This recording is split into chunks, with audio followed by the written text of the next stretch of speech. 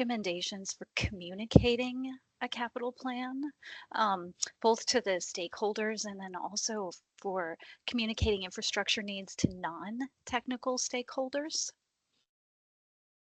Yeah, I think that's really good. I think the plan can't simply be a bunch of spreadsheets.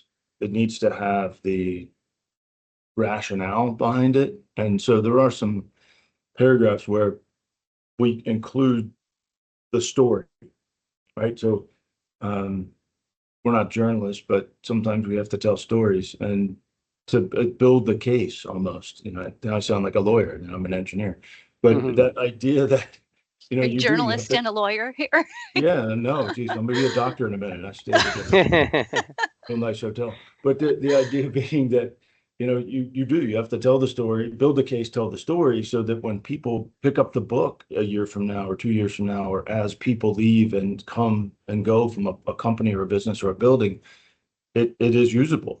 So to your point, how do you make that easily conveyed and understood? It does take a little bit of storytelling and some rationale behind the story, and it does then makes it more useful for everybody, because you get into quick arguments. Well, we don't have the money. Well, you need to have the money because this is the risk.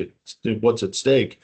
And if you can agree that what's at stake is a real risk, we need to find the money, or we need to accept the business risk and know that if something goes down, everybody's going to kind of have to pay for that problem across the board from top to bottom. So I do like that. It's a really good point and a great question, because it gets lost in a lot of reports. They become very technical and don't have the story. Yeah, and I think it's all good stuff. I think to kind of build on it too, right? It all starts at the beginning, right? At the beginning, what's the goal? What's the goal of the business? What's the goal of the plan? So then, when you're going and you need to communicate and explain why you're doing it to everyone's got a boss. Why you're doing this? What impact does it have to the business? You can say with confidence, like, this is what we're doing.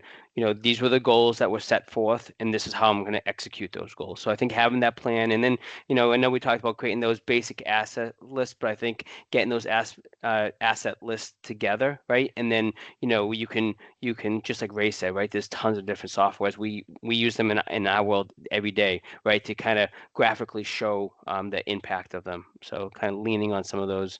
I'm going to give a quick plug to our Domo friends, because we use that a lot. Kind of helps us get organized and make good business decisions.